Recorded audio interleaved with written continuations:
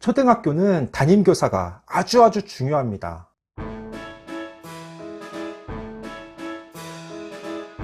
안녕하세요. 반갑습니다. 초등교사 해피 선생입니다. 오늘은 초등 담임교사의 중요성이라는 주제로 이야기해 보려고 합니다. 확실히 초등학교는 중고등학교에 비해 담임교사의 영향이 크고 아주 중요합니다. 과연 어떤 점에서 그런지 지금부터 자세하게 이야기해 보겠습니다. 출발!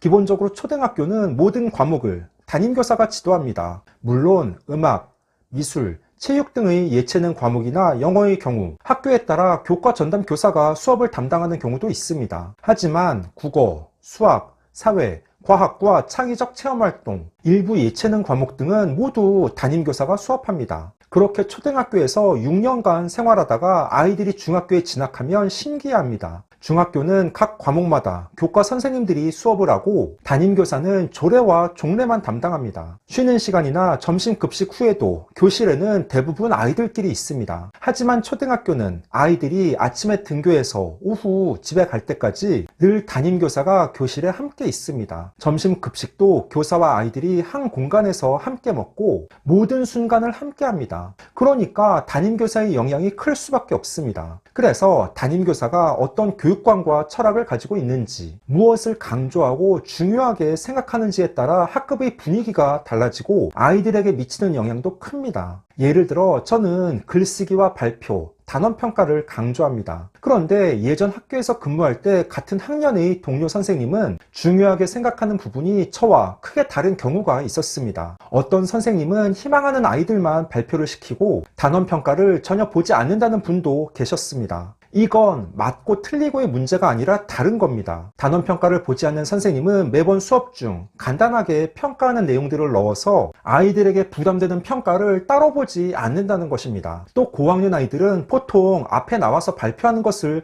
부끄러워하고 꺼려하니 희망하는 아이들만 발표시킨다는 분도 계셨습니다. 저학년의 경우 학습을 중요하게 생각하는 선생님이 있고 즐거운 학교 생활을 강조하는 분도 계십니다. 그래서 어떤 담임 선생님은 저학년이라도 단원평가와 받아쓰기 시험을 자주 보는데 다른 분은 놀이 위주 수업을 진행하기도 합니다. 학습을 중요하게 생각하는 선생님이 옳고 즐거운 학교 생활을 강조하는 선생님이 틀렸다고 말할 수 없습니다. 또한 모둠 활동을 많이 하는 선생님이 있고 스마트 기기를 자주 활용하는 분도 있습니다. 매주 아이들과 함께 학교 주변을 산책하는 분도 계십니다. 아이들의 자리 배치도 마찬가지입니다. 저는 가능하면 여자와 남자 아이들을 짝이 되도록 함께 앉게 합니다. 2명씩 앉지 않고 3, 4명이 앉게 합니다. 하지만 어떤 선생님은 고학년은 남녀 아이들이 서로 관심은 많지만 기피하기 때문에 아예 동성끼리 앉게 하는 분도 계십니다. 초등 아이들의 경우 3월 초 담임교사가 어떻게 지도하고 습관을 갖게 하느냐에 따라 달라집니다. 3월부터 남녀 아이들을 짝으로 함께 앉게 하면 그걸 당연하게 받아들이는데 학기 초에는 동성끼리 앉다가 갑자기 학기 말부터 남녀가 앉도록 하면 아이들이 크게 반발하고 많이 어색해합니다. 학습뿐 아니라 생활지도 측면에서도 담임교사에 따라 강조점이 다를 수 있습니다. 어떤 선생님은 매달 아이들이 생일 파티를 합니다. 할로윈이나 빼빼로데이 같은 날을 챙기며 아이들과 함께 그 과정을 준비하고 즐기는 선생님이 계십니다. 하지만 저는 외국의 할로윈이나 정체불명의 빼빼로데이는 학교에서 기념하지 말라고 강조합니다. 다시 말씀드리지만 오늘 이야기의 핵심은 교사가 본인의 교육관과 철학에 따라 지도하며 담임교사의 성향과 특성에 따라 1년이 달라진다는 점입니다. 교육통계서비스에 의하면 2024년 4월 1일 기준 전국의 초등교사가 19만 6천 명입니다. 전국에 대략 20만 명의 초등교사가 있으니 학습 지도와 학급 경영 모두 다를 수밖에 없습니다. 보호자와 아이가 담임교사를 마음에 들어하면 다행입니다. 그러면 큰 문제 없이 1년을 믿고 따라가면 됩니다. 그런데 간혹 담임교사가 마음에 들지 않을 수 있습니다. 보호자 입장에서는 자녀의 담임교사가 독서록 숙제를 내주고 아이들에게 다른 과제도 많이 내줬으면 좋겠는데 전혀 숙제를 내주지 않을 수 있습니다. 또는 단원평가를 많이 봐서 아이들을 공부에 신경 써줬으면 좋겠는데 담임교사가 전혀 시험을 보지 않습니다. 그러면 어떻게 하면 좋을까요? 전화로 원하는 부분을 요청하거나 항의할까요? 선생님, 수학 단원평가 좀 매 단원 보면 안 될까요? 또는 선생님, 3반은 매주 독서록 과제를 내준다는데 선생님도 좀 독서록 숙제를 내주시면 안 되나요? 우리 아이가 숙제가 없으니 도통 책을 읽지 않습니다. 이건 곤란합니다.